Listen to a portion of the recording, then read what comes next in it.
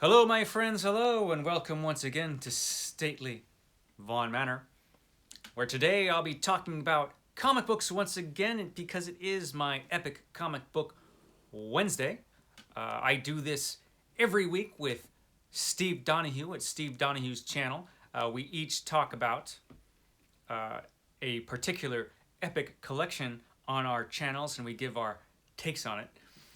This week, I'll be talking about one of my favorite comic books of all time, Conan the Barbarian. So this is the first Conan the Barbarian epic collection, but we're not just going to be talking about one epic collection, we're going to be talking about two. This is Volume 1, The Coming of Conan. This is Volume 2, Hawks from the Sea. So you get two epic collections, and the reason I'm going to be talking about both of them at once, there's two reasons actually. The main reason is that because between these two epic collections, you get the entire run of artist Barry Windsor Smith, who was the first artist to draw Conan in the Conan comic books. And he was a fantastic artist. So yeah, it's a big deal that these have arrived in the epic collections. They're fantastic issues of Conan the Barbarian. Groundbreaking comics in a lot of ways. And that's one of the reasons. The other reasons is that they're tiny for epic collections. They're very, very thin for epic collections. And there's a reason that they did it that way. I'm not sure it was a great reason, but there is a reason. So first of all, Marvel Comics came out with Conan the Barbarian, the Conan the Barbarian comic book in 1970. It is, of course, based on the fantastic adventure fantasy series, the Sword and Sorcery series, Conan the Cimmerian, which was written by Robert E. Howard. The original Conan the Barbarian stories came out in the early to mid 30s. You should check these stories out. They are fantastic. Robert E. Howard is one of my very favorite writers. This guy could write adventure fiction. Let me tell you, he could do it like nobody else. So yeah, highly recommend these. So they're based on these stories. And Roy Thomas from Marvel Comics was a fan, and he decided that he wanted to make a Conan comic book. So he talked Stan Lee into it. And what a good idea that was, because Conan was very successful for Marvel for a long time. They published Conan comic books up through the 90s, I believe, through the 90s, and I think around the early 2000s they lost the license. And the license went to Dark Horse. And I think around 2003, Dark Horse started publishing Conan comic books. And those were really good, for the most part. Those are also available as epic collections. The Dark Horse stuff is available as epic collections as well. So I'll be talking about these one of these days. There are 5 of these, 5 or 6 of these out so far. So this is good stuff from Dark Horse, so you can get them as epic collections. Unless, of course, you want to go big. A lot of those issues are also available in this Conan the Barbarian Omnibus. This has a lot of comics in them. The epic series of this is a little bit more complete, though, so there is that.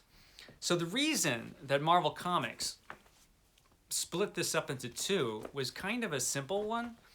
When Marvel Comics regained the license, which they did a couple years ago, they are printing new Conan the Barbarian comic books that are not bad.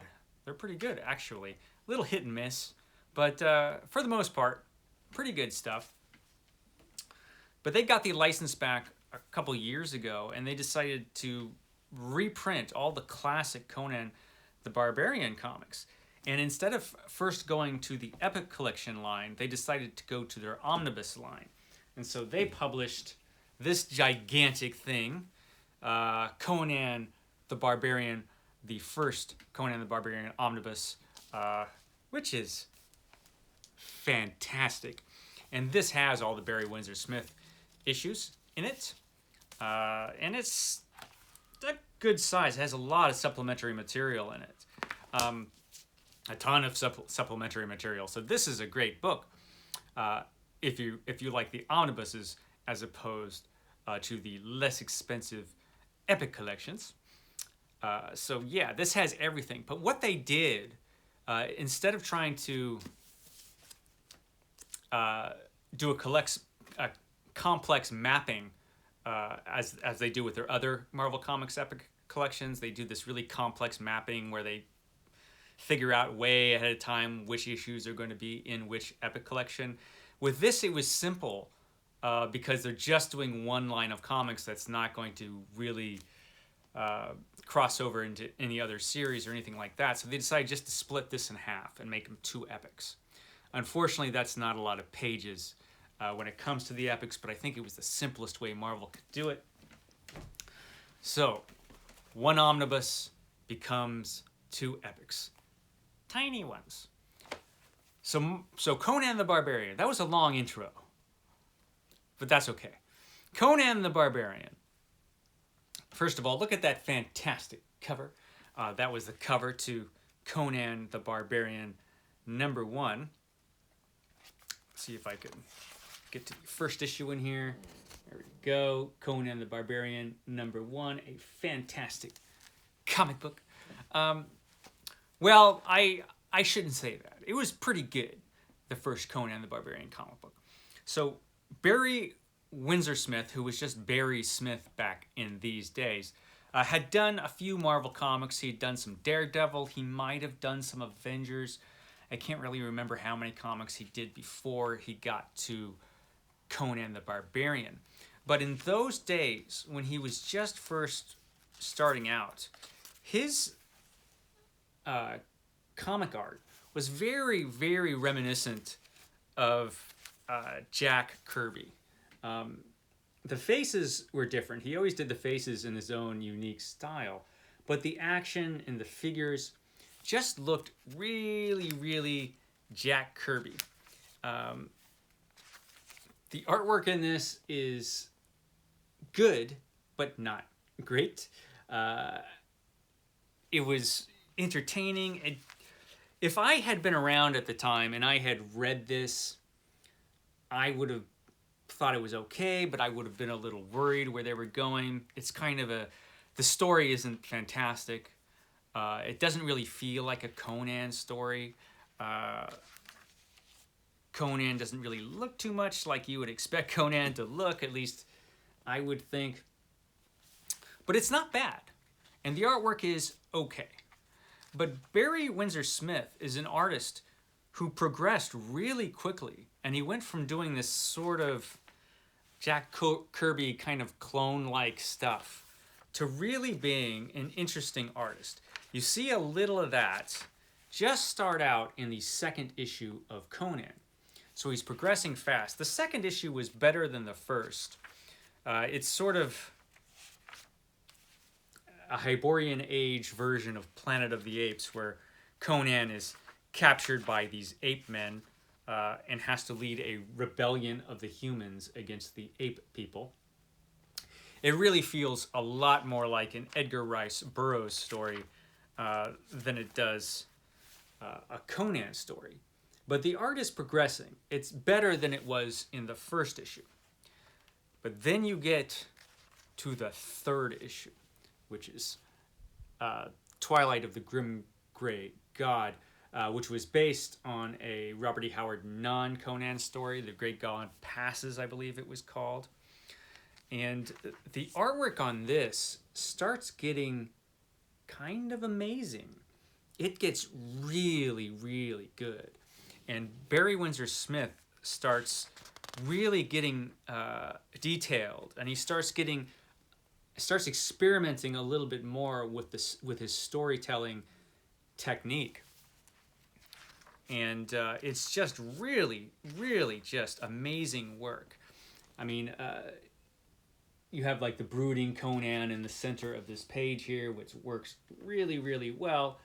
You didn't need text at all in that little scene to convey the emotion that he wanted to convey to you. Now, this is coming off, this is 1970, 71, around there, so it's coming off the 60s. And back in the 60s, Stan Lee had this thing where he felt like every panel needed to be filled with text, practically. He felt like readers weren't getting their money's worth if every single character wasn't saying something in a panel. Panels with nobody speaking or if there was no sound effects, that was still fairly new. You saw some of that when Steranko did some of his work in S.H.I.E.L.D. and Captain America, and you definitely see some of that here. But the artwork itself is just really great. The page layouts are fantastic. Really, really good stuff. So then it progresses even further till you get to the 4th issue, The Tower of the Elephant. Now, this is the first Conan the Barbarian story to be based off a story by Robert E. Howard, a Robert E. Howard Conan story specifically. And this is a great Conan story. Tower of the Elephants. It's one of the best. And this is a masterpiece. Conan number 4, The Tower of the Elephant. It is just amazing. The artwork is wonderful. The story is really, really good. Roy Thomas, I should say a little something about Roy Thomas real quick, because he's the one that wrote all of these stories. He was a really good comic book writer, but he really cut loose on Conan.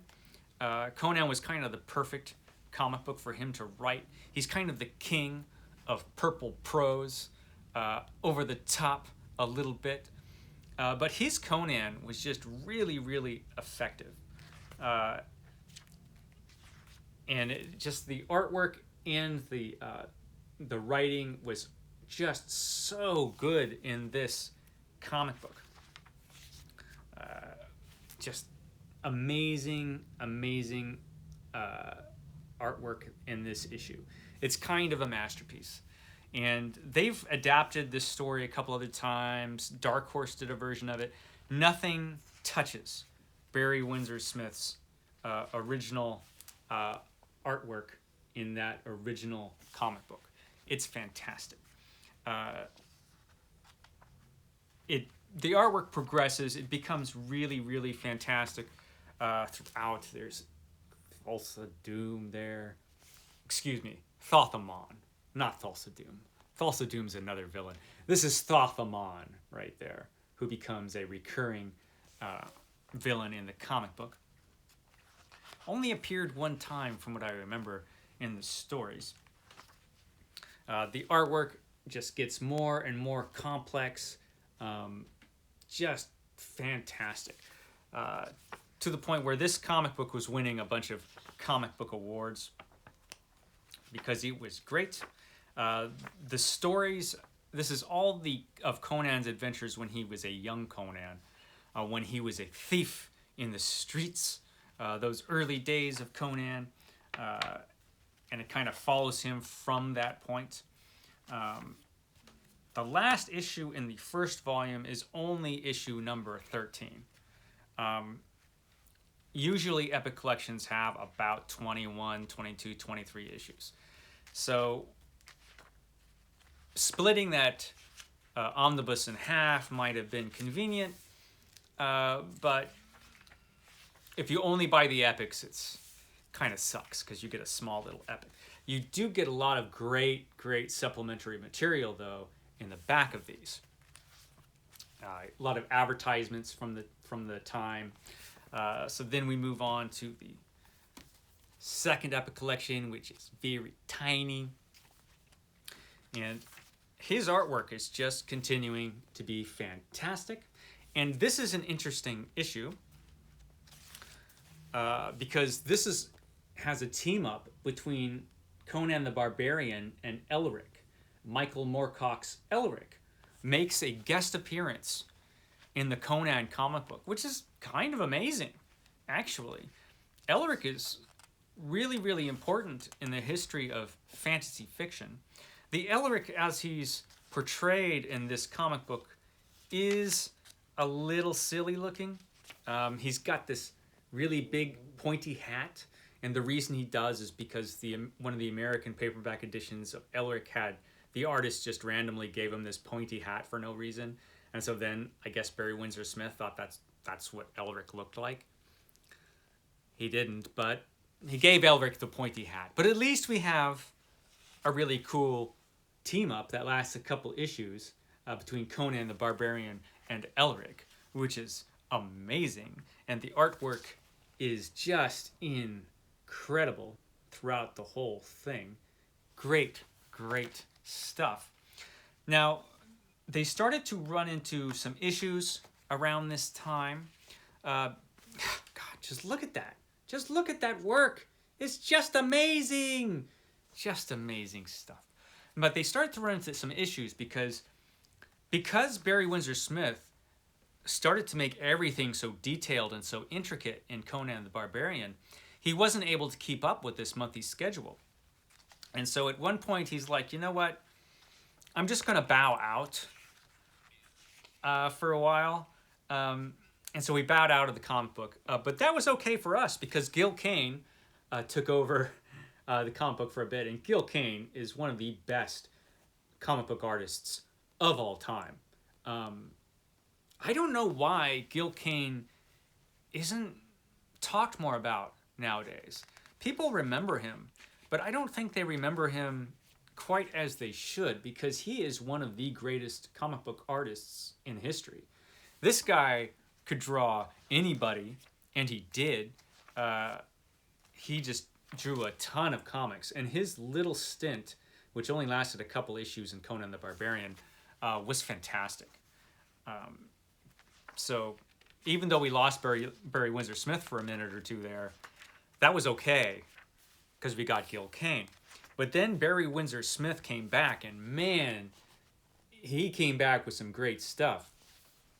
His art was getting just better and better and better.